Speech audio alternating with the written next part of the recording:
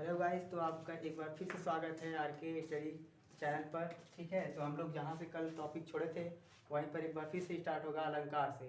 ठीक है, तो अलंकार के बारे में हम बहुत कुछ बता दिए थे, शब्द अलंकार के प्रकार बता दिए थे, उसमें का एक छोटा था श्लेष अलंकार। तो फिर से एक बार हम चर्चा कर दे रहे हैं अलंकार का वन शॉट में। तो अलंकार क्या होता है भैया? काव्य की शोभा बढ़ाने वाले तत्वों या उपकरणों को क्या कहते हैं हम लोग? अलंकार कहते हैं। ठीक है, फिर अलंकार के प्रकार बताए थे कि अलंकार दो प्रकार के होते हैं, एक शब्द अलंकार और एक अर्थ अलंकार। शब्द अलंकार क्या होता है भैया? जहाँ पे शब्दों के द्वारा चमत्कार उत्पन्न होता है उसे क्या कहते हैं?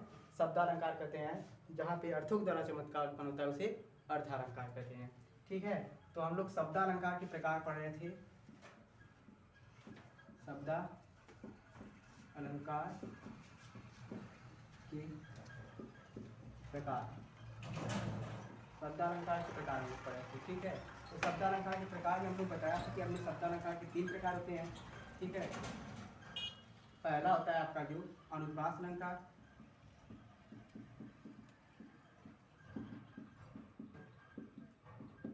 और दूसरा होता है हम लोग का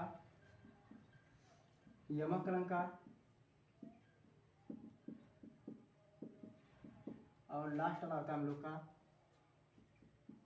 श्लेष अलंकार।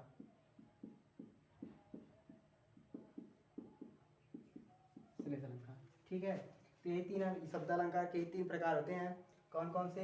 सब अनुप्रास अलंकार, यमक अलंकार और श्लेष अलंकार। अब कोई टीचर पढ़ाता है अनुप्रास अलंकार, फिर उसके बाद पढ़ाता है श्लेष अलंकार, फिर यमक अलंकार, तो इसमें सीक्वेंस वाइज नहीं होता है। अब चाहे अनुप्रास अलंकार पढ़िए, चाहे यमक अलंकार पढ़िए, चाहे श्लेष अलंकार पढ़िए। श्लेष मतलब कि लाइन टू लाइन नहीं पढ़ना है इसमें, चाहे ये वाला उठाइए पहले, चाहे ये वाला उठाइए, चाहे ये वाला उठाइए, चाहे जो भी पढ़ सकते हैं आप लोग। ठीक है, तो अनुप्रास अलंकार में हम कुछ बता चुके थे आप लोग को। अनुप्रास अलंकार होता क्या है इसके बारे में चर्चा कर चुके थे कि अनुप्रास अलंकार कहता है भैया जहां पर एक ही वर्ण या अक्षर की आवृत्ति बार बार हो तो उसे अनुप्रास अलंकार कहते हैं।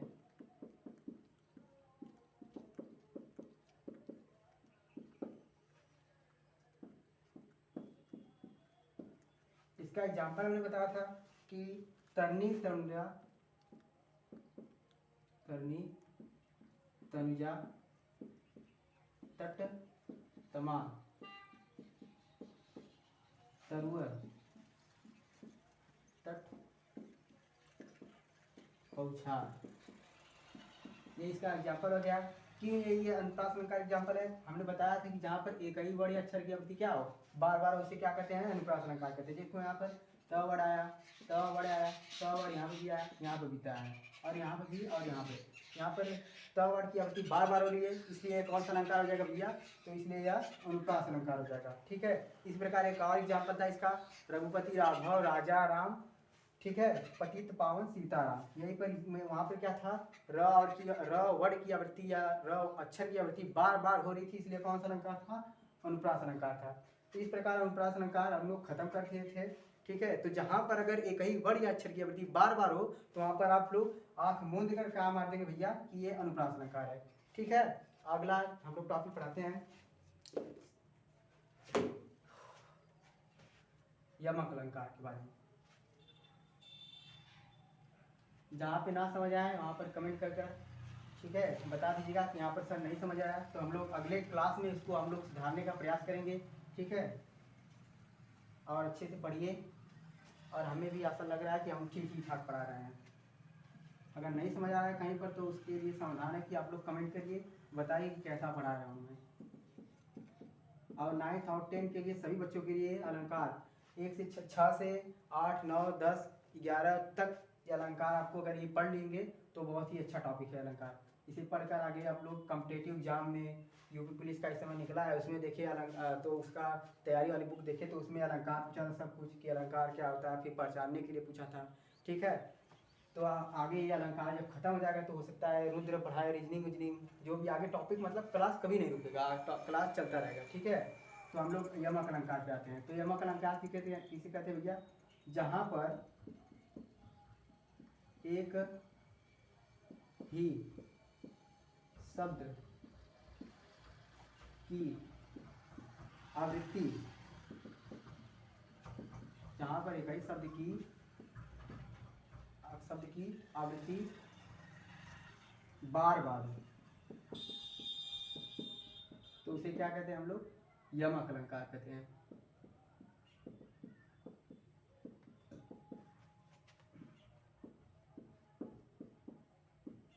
यमक अलंकार कहते हैं। जैसा इसका हमने एग्जाम्पल बता चुका था, जैसे में एग्जाम्पल में फॉर एग्जाम्पल जैसे होता है कनक कनक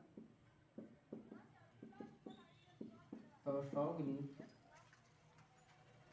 कनक कनक तो सौगनी मादकता अधिकार या खाए बोरा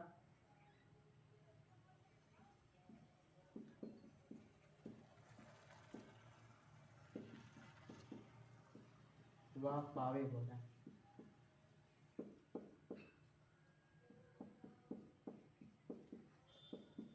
ठीक है, तो कनक कनक तो सौगुनी मादकता अधिकार या खाए बोला है वह पावे बोला है। यहाँ पर देखो कनक एक ही शब्द क्या है? एक ही शब्द की आवृत्ति बार बार, कनक शब्द की यहाँ पर भी कनक है और यहाँ पर भी कनक है। इसी कनक शब्द की आवृत्ति बार बार ही है, और एक कनक का अर्थ है क्या? सोना, और दूसरे कनक का अर्थ क्या भैया? धतूरा। ठीक है, इसलिए कौन सा अलंकार हो जाएगा? यमक अलंकार हो जाएगा। कल इसके बारे में हम लोग चर्चा कर चुके थे। अब फिर अगला अलंकार जो है श्लेष अलंकार, जो कल नहीं पढ़ा पाए थे, तो आज हम लोग पढ़ाएंगे, इसको पढ़ेंगे।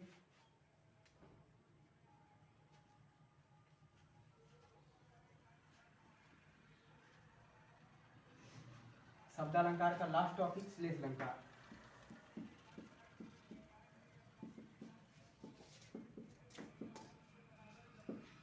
श्लेष अलंकार क्या होता है देखेंगे। जहां पर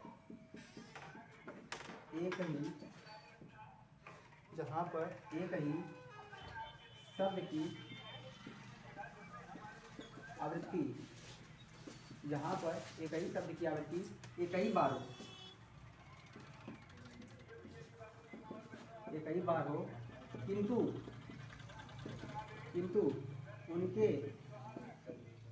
उनके अर्थ अलग अलग हो, तो वहां पर कौन सा अलंकार होता है? श्लेष अलंकार होता है।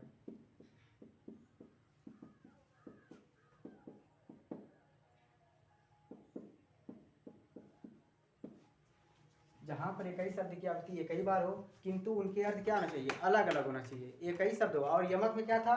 एक ही शब्द दो बार हो, लेकिन उनके अर्थ अलग अलग होना चाहिए। यहाँ पर सारी बात है, ये श्लेष अलंकार है। यहाँ पर एक ही शब्द आएंगे और उनके अर्थ क्या होंगे? अलग अलग होंगे। ठीक है, यहाँ पर कौन सा अलंकार हो जाएगा? वहां पर कौन सा अलंकार हो जाएगा? श्लेष अलंकार हो जाएगा। ठीक है, जैसे भी इसका एग्जाम्पल है,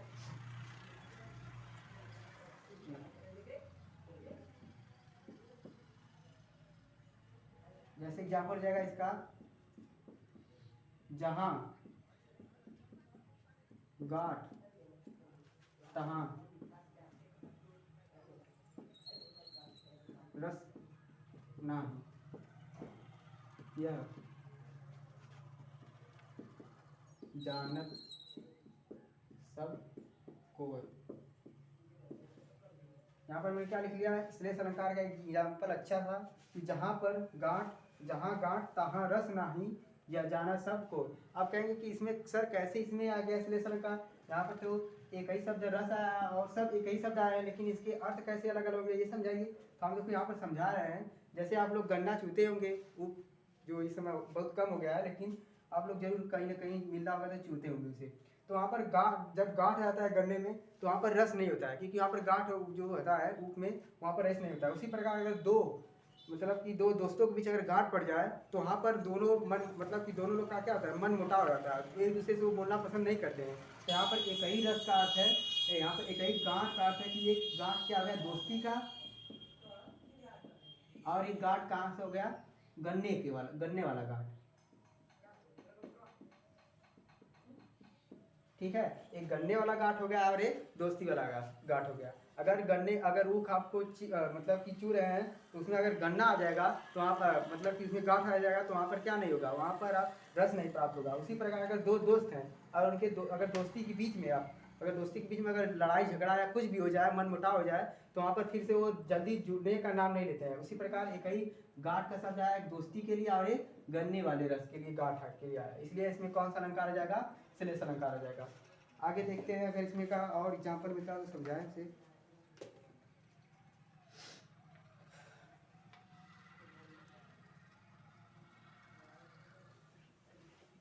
ठीक है, फिलहाल में तो अभी इसका एग्जाम्पल नहीं मिला है, जब प्रैक्टिस सेट कराएंगे तो उसमें इसका एग्जाम्पल और सभी मतलब सभी अलंकार का एक साथ प्रैक्टिस सेट करवा कर उसमें से बारी बारी पहचानना मतलब सिखाएंगे कैसे पहचानते हैं अलंकार। अभी फिलहाल में इसी पढ़ लीजिए, और यहाँ पर इसका शब्दालंकार आपका इस प्रकार समाप्त हो गया। तो सभी बच्चे इसका स्क्रीनशॉट ले ले, आप कहीं नोट्स वोट्स पे अच्छे से लिख लें। ठीक है, आगे हम लोग पढ़ेंगे अर्थालंकार के प्रकार कि अर्थालंकार क्या होता है, और अर्थालंकार को बहुत पहचानने के लिए और अर्थालंकार क्लास 10 वाले बच्चों के लिए बहुत ही मतलब कि लाभदायक होता है, क्योंकि उसमें से क्लास 10 वाले बच्चों के लिए उपमा अलंकार आता है, और उपमा अलंकार आता है, और रूपक अलंकार आता है, और उत्प्रेक्षा अलंकार आता है। ये तीनों अलंकार क्लास 10 वाले बच्चों के लिए बहुत ही इंपॉर्टेंट है। ठीक है, यहाँ से 4-5 नंबर के क्वेश्चन आते हैं ऑब्जेक्टिव टाइप में। ठीक है, वहाँ से अब पहचानना पड़ता है कि कौन सा अलंकार कहाँ पर है, तो इसका कुछ नहीं, ट्रिक, सब कुछ ट्रिक पे चलता है। आजकल का जमाना ट्रिक पर आ गया है। तो अर्थालंकार के प्रकार में ट्रिक से पढ़ाऊंगा कि अर्थालंकार आप कैसे पहचान सकते हैं, कि देखते ही कि कौन सा अलंकार अर्थालंकार है, मतलब अर्थालंकार में कौन सा प्रकार उपमा है कि रूपक है कि उत्प्रेक्षा है। ठीक है, इस प्रकार ये क्या हुआ, आपका शब्दालंकार के प्रकार समाप्त हुआ। ठीक है, इसका हम प्रैक्टिस सेट करवाएंगे अगले वीडियो में। उसके बाद हम लोग पढ़ेंगे वर्णमाला। आप लोग जानते भी होंगे कि हिंदी में कितने बिंदी होते हैं, वहाँ पर हिंदी में सब कहते हैं कि एक बिंदी, तो एक बिंदी नहीं बल्कि 3 बिंदी होते हैं, तो उसको हम लोग पढ़ेंगे आगे। ठीक है, वर्णमाला में बहुत सारी बातें हैं जो आप लोग नहीं जानते होंगे, तो मैं उसे पढ़ाऊँगा, आपको बताऊँगा कि वर्णमाला में क्या आप लोग नहीं जानते। ठीक है, तो आगे देखते हैं हम लोग क्या, शब्दालंकार खत्म गया, तो अब पढ़ेंगे हम लोग अर्थालंकार।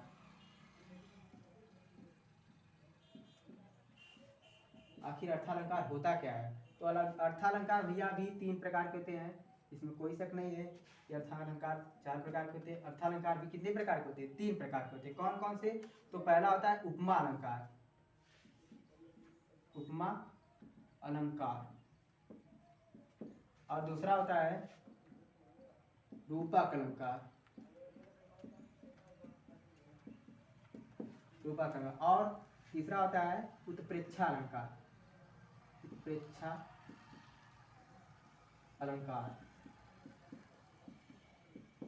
ठीक है, तो कौन कौन सा होता है अर्थालंकार के 3 प्रकार, कौन कौन से, उपमा अलंकार, रूपक अलंकार और उत्प्रेक्षा अलंकार। ठीक है, तो बारी बारी हम लोग सबको मतलब कि देखेंगे और इसका ट्रिक पहचानेंगे कि कैसे आखिर हम लोग उपमा अलंकार, रूपक अलंकार, उत्प्रेक्षा अलंकार को पहचान लें। ठीक है, तो बारी बारी हम लोग सीखेंगे क्या होता है उपमा अलंकार, क्या होता है रूपक अलंकार, और क्या होता है उत्प्रेक्षा अलंकार।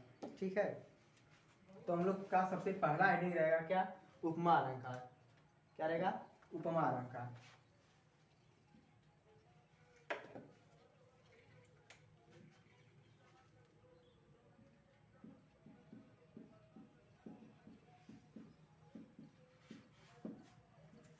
आखिर उपमा अलंकार होता क्या है, पहला हेडिंग हमारा है। तो उपमा अलंकार कुछ नहीं होता है, बस इसके बारे में परिभाषा थोड़ा सा नोट कर लीजिए कि जहाँ पर एक व्यक्ति की तुलना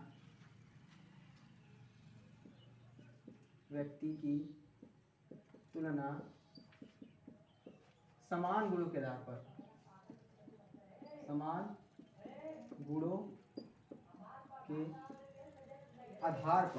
गुणों के आधार पर जहाँ पर एक व्यक्ति की तुलना समान गुणों के आधार पर किसी दूसरे व्यक्ति से की जाए, किसी दूसरे व्यक्ति से की जाए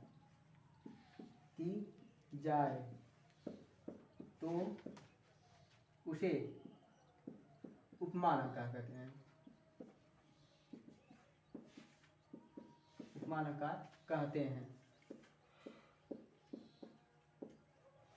ठीक है, तो क्या लिखा है भैया, जहां पर एक व्यक्ति की तुलना, जहां पर एक व्यक्ति की तुलना समान गुणों के आधार पर, उसके समान गुणों के आधार पर किसी दूसरे व्यक्ति से की जाए तो वहां पर कौन सा अलंकार होता है भैया, उपमा अलंकार होता है। ठीक है, अब कहेंगे सर परिभाषा तो बहुत बड़ा है, कैसे याद होगा, तो कुछ नहीं याद होगा, आप एक दो बार इसे पढ़िए ध्यान से, आप लोग को सब कुछ समझ आएगा। ठीक है, परिभाषा न याद रहेगा तो भी चलेगा, आपको पहचानना आना चाहिए कि कौन सा अलंकार कहाँ पर है। ठीक है, तो शब्दालंकार हमने पूरे अच्छे तरीके से पढ़ा दिया था। ठीक है, अब हम लोग पढ़ रहे हैं अर्थालंकार। अर्थालंकार के 3 प्रकार होते हैं, उपमा अलंकार, रूपक अलंकार, उत्प्रेक्षा अलंकार। तो उपमा अलंकार क्या होता है, जहां पर एक व्यक्ति की तुलना समान गुणों के आधार पर, कैसे गुणों के आधार पर भैया, समान गुणों के आधार पर किसी दूसरे व्यक्ति से की जाए तो उसे उपमा अलंकार कहते हैं। जैसे में फॉर एग्जाम्पल, जैसे पीपर पात सरिस, पीपर पात सरिस मन डोला, पीपर पात सरिस मन डोला, पीपर पात सरिस मन डोला। तो यहाँ पर भैया पीपर पात सरिस मन डोला में कौन सा अलंकार है, तो इसमें उपमा अलंकार है। कौन सा अलंकार है, उपमा अलंकार है। ठीक है, आप कहेंगे कि सर कैसे पहचानेंगे कि यही उपमा अलंकार है, इससे पहले ये कैसे पहचानेंगे कि इस कहाँ पर शब्द अलंकार, तो हम पहचान लेंगे यहाँ पर अलंकार है, लेकिन हम लोग ये कैसे पहचानेंगे कि ये शब्द अलंकार के ही प्रकार हैं और अर्थालंकार के ही प्रकार हैं। तो कुछ नहीं, मैं बताया था कि शब्द अलंकार में पहले हम लोग शब्द देखते हैं। यहाँ पर आपको ऐसा कुछ दिख रहा है कि एक ही वर्ड की आवृत्ति बार बार हो रही है, यहाँ पर नहीं दिख रहा है। ठीक है, तो नहीं दिख रहा है तो अनुप्रास अलंकार नहीं होगा। और यहाँ पर इसके अर्थ एक ही शब्द दो बार भी नहीं आया तो उसका भी अर्थ नहीं दिख रहा है। और ना ही यहाँ पर एक ही शब्द के अर्थ अनेक अर्थ होंगे। ठीक है, तो इसलिए कौन सा अलंकार हो जाएगा, अर्थालंकार हो जाएगा। अर्थालंकार में कौन सा अलंकार, अर्थालंकार में ये उपमा अलंकार हो जाएगा। तो उपमा अलंकार किसे कहते हैं, जहां पर एक व्यक्ति की तुलना समान गुणों के आधार पर किसी दूसरे व्यक्ति से की जाए तो उसे कौन सा अलंकार कहते हैं, उपमा अलंकार कहते हैं। एग्जाम्पल फॉर एग्जाम्पल, पीपर पास सरिस मन डोला, ये होता है अर्थालंकार के उपमा अलंकार का एग्जाम्पल। ठीक है, यहाँ पर सरिस वर्ड आ गया है, सरिस वर्ड आ गया है, इसी से हम लोग पहचानते हैं कि ये उपमा अलंकार है। अच्छा, इसका अर्थ क्या होगा, यहाँ पर कैसे हम समझे कि एक व्यक्ति की तुलना दूसरे व्यक्ति से की जा रही है। तो यहाँ पर आप लोग पीपल का पेड़ देखें कि नहीं देखे हैं, हमको पता होगा कि अब गांव का एरिया तो सभी लोग पीपल का पेड़ जरूर देखे होंगे। तो वहाँ पर देखते होंगे पीपल का पेड़, अगर ध्यान से आप लोग देखेंगे तो पीपल का पेड़ अगर हवा नहीं चलता है तब भी क्या रहता है, उसके पत्ते हिलते डुलते रहते हैं, हमेशा हिलते डुलते रहते हैं। ठीक है, उसके पत्ते हमेशा हिलते डुलते रहते हैं। और उसी प्रकार एक मनुष्य का हृदय हमेशा इधर उधर मतलब करता रहता है कि कहीं पर हम बम्बई जाएं, कहीं गोवा जाएं, कहीं क्या करें, कहीं हम गाड़ी लें, कहीं हेलीकॉप्टर में बैठकर घूमें। ठीक है, ऐसा व्यक्ति का मन करता रहता है। तो यहाँ पर व्यक्ति का मन भी उसी प्रकार हमेशा विचलित रहता है कि कहीं ये करें, कहीं वो करें। और पीपल के पत्ते हमेशा हिलते डुलते रहते हैं कि हवा चले ना चले, हमेशा हिलते डुलते रहते हैं। तो वहाँ पर एक व्यक्ति की तुलना किससे की गई है, पीपल के पत्तों से की गई है, पीपल के पत्तों से की गई है। इसलिए कौन सा अलंकार हो जाएगा भैया, तो इसलिए यहाँ पर उपमा अलंकार हो जाएगा। हम बताए थे कि जहाँ पर एक व्यक्ति की तुलना समान गुणों के आधार पर, कैसे गुणों के आधार पर, समान गुणों के आधार पर किसी दूसरे व्यक्ति से या वस्तु से की जाए तो वहाँ पर कौन सा अलंकार होता है, तो उपमा अलंकार होता है वहाँ पर।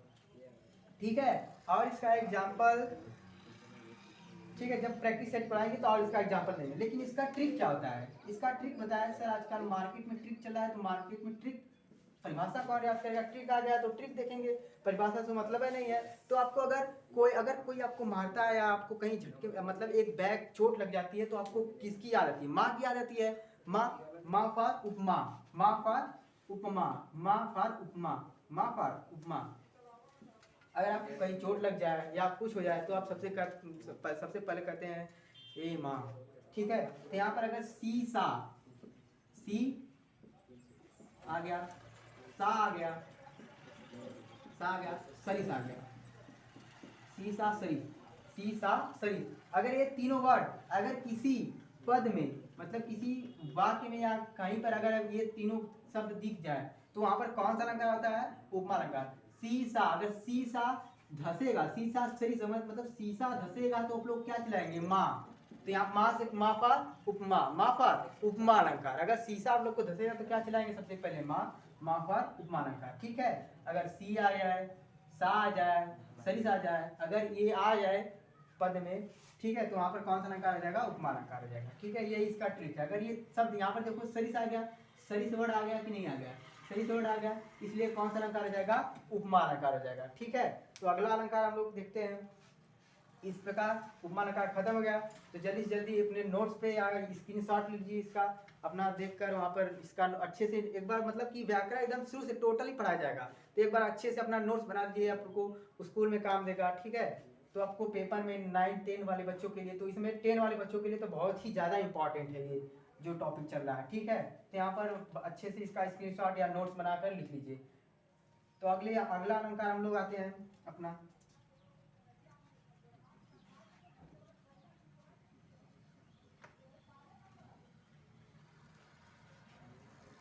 अगला अलंकार है हम लोग का, रूपक नहीं पढ़ेंगे, रूपक इसके बाद पढ़ेंगे, उत्प्रेक्षा पहले पढ़ेंगे। कौन सा अलंकार पढ़ेंगे?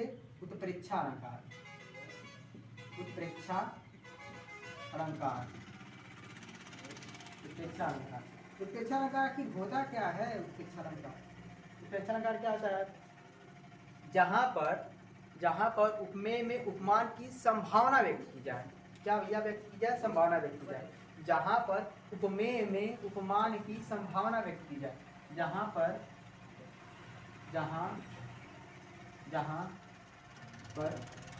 उपमेय में उपमान की जहाँ पर उपमेय में उपमान की संभावना व्यक्त की जाए,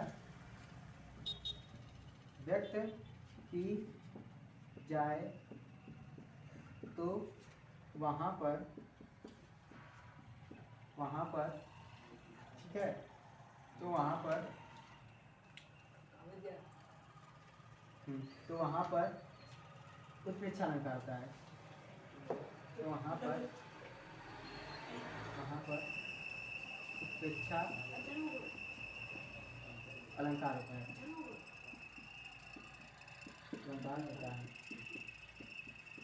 तो वहाँ पर उत्प्रेक्षा अलंकार होता है। जैसे फॉर एग्जाम्पल, जहाँ पर उपमेय में उपमान की संभावना व्यक्त की जाए, तो वहाँ पर क्या होता है? उत्प्रेक्षा अलंकार होता है। जैसे में हमने एग्जाम्पल क्या दिया भैया?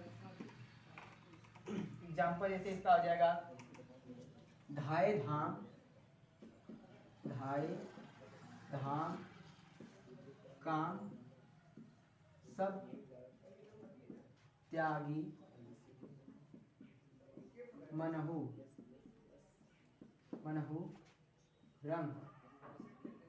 रंग निधि सब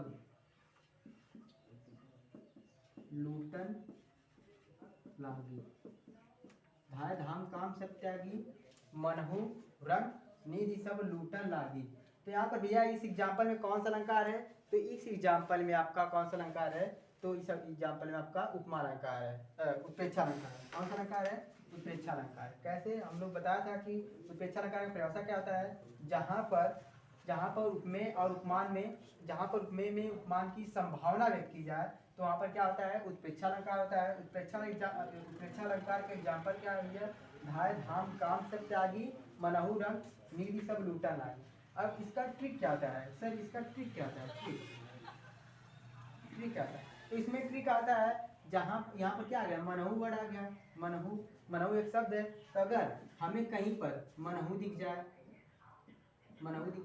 जनहु दिख जाए, मनहु जनौ दिख जाए, मनौ दिख जाए, मानो दिख जाए, जानो दिख जाए, ये सब अगर कहीं वाक्य में, जैसे इसमें क्या दिखे आपको? मनहु दिख जाए, इसीलिए कौन सा अलंकार आ जाएगा? उत्प्रेक्षा अलंकार आ जाएगा। अगर ये सब और मतलब कि मनहु दिख जाए, जनहु दिख जाए, जनौ दिख जाए, मनौ दिख जाए, मानव दिख जाए, जानो दिख जाए, ठीक है, और हो गया इस प्रकार, अगर इस प्रकार कुछ दिख जाए आप लोग को, तो वहाँ पे कौन सा अलंकार होता है? उत्प्रेक्षा अलंकार होता है। कौन सा अलंकार होता है? उत्प्रेक्षा अलंकार। उत्प्रेक्षा अलंकार होता है। अगर यहाँ पे आपको मनहु दिख जाए, जनहु दिख जाए, जनौ दिख जाए, ठीक है, और मनौ दिख जाए, मानव दिख जाए, तो वहाँ पर कौन सा अलंकार होता है? उत्प्रेक्षा अलंकार होता है। ठीक है, तो वहाँ पर आप पहचान लेंगे कि अगर आपको किसी पद में दिख जाए, जैसे इसमें आ गया धाय धाम काम शब्द आएगी, मनहु रंग निधि सब लूटन लागी। मनहु यहाँ पर क्या शब्द आ गया, मनहु शब्द आ गया, इसलिए कौन सा एग्जाम्पल हो जाए, कौन सा इसका कौन सा अलंकार इसमें, तो उत्प्रेक्षा अलंकार है। ठीक है, उत्प्रेक्षा अलंकार।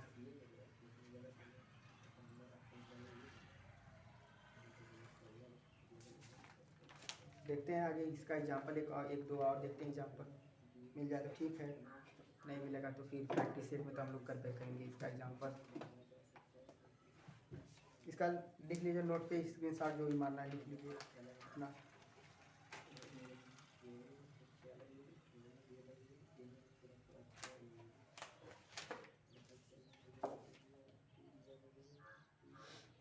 यहाँ पर दिया है बढ़िया से,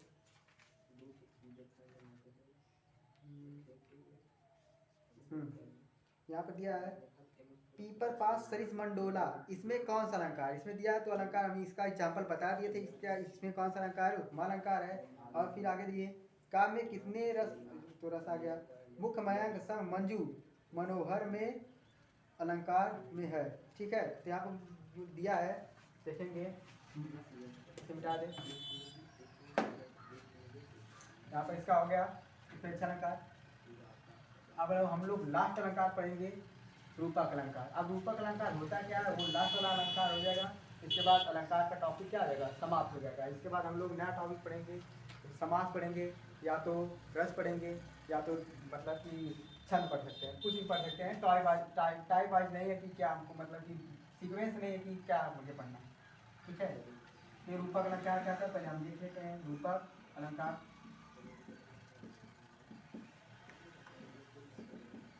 रूपक अलंकार क्या करता है, जहाँ पर या काव्य में, जहाँ पर, ये भी लिख सकते हैं आप लोग, काव्य में जहाँ पर उपमेय और उपमान में, काव्य में जहाँ पर उपमेय और उपमान में भेद रहित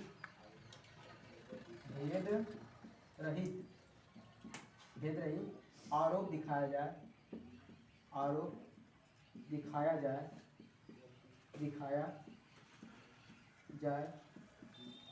तो वहाँ कौन सा अलंकार होता है भैया, रूपक अलंकार होता है, अलंकार होता है। जहाँ काव्य में जहाँ पर उपमेय और उपमान की क्या दिखाया जाए, भेद रहित आरोप दिखाया जाए, तो वहाँ पर कौन सा अलंकार होता है, रूपक अलंकार होता है। इसका एग्जाम्पल हो गया, जैसे में हमने क्या दिया, जैसे में एग्जाम्पल हो गया, चरण कमल बंधो हरि राही, चरण कमल बंधो हरि राई। तो इसमें क्या हो जाएगा, कौन सा अलंकार हो जाएगा, तो इसमें रूपक अलंकार हो जाएगा। ठीक है, तो हम लोग पढ़ रहे थे कि उपमा अलंकार में इस प्रकार ये अलंकार समाप्त हो गया। एक और अलंकार इसमें का एग्जाम्पल लिख ले रहे हैं, एक और एग्जाम्पल है इसका रूपक अलंकार का, लाल चेहरा नहीं, फिर लाल किसके,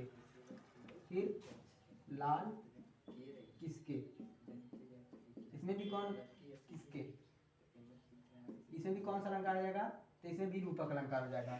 ठीक है, यहाँ पर आपको न मनहु जनहु दिख रहा है, न सासी सरिस दिख रहा है। जब ये दोनों नहीं दिखते हैं तो उसमें कौन सा अलंकार हो जाता है, रूपक अलंकार होता है। ठीक है, तो एक बार फिर से 1 शॉट ले लेते हैं, रिवीजन कर लेते हैं, उसके बाद आगे समाप्त हो जाएगा अलंकार। इसके बाद हम लोग समास या जो भी पढ़ना होगा छंद, ठीक है, पढ़ेंगे। ठीक बता रहे हैं बस। उपमा अलंकार में क्या था, उपमा अलंकार का पहचान में आता है जब इसमें इसके आ जाए सा आ जाए, सरिस आ जाए, सा सी सा आ जाए, सी आ जाए, सरिस आ जाए। जब ये तीनों वर्ड आ जाएंगे तो कौन सा अलंकार हो जाएगा, उपमा अलंकार हो जाएगा। और उत्प्रेक्षा अलंकार में क्या था, उत्प्रेक्षा अलंकार में था कि अगर मनहु आ जाए, जनहु आ जाए, मनव आ जाए, जनव आ जाए, जनव, मानव आ जाए, जानो आ जाए, तो वहाँ पर कौन सा अलंकार होता है? तो वहाँ पर उत्प्रेक्षण अलंकार होता है। अगर ये भी नहीं आए और ये भी नहीं आए, ये दोनों नहीं आए, तो कौन सा अलंकार हो जाएगा? रूपक अलंकार हो जाएगा। जब ये भी नहीं आए और ये दोनों वर्ड, न मनहु जनहु मनो जनो, न मानव जनो, ये भी ना आए, न सासी सृस आए, अगर ये दोनों वर्ड नहीं आएंगे, ये सब वर्ड नहीं आएंगे, तो उसमें कौन सा अलंकार हो जाएगा? रूपक अलंकार हो जाएगा। ठीक है, इस प्रकार अलंकार का टॉपिक क्या होता है? समाप्त होता है। तो अगले क्लास में हम लोग जल्दी मिलेंगे छंद या समास के कोई नया टॉपिक से।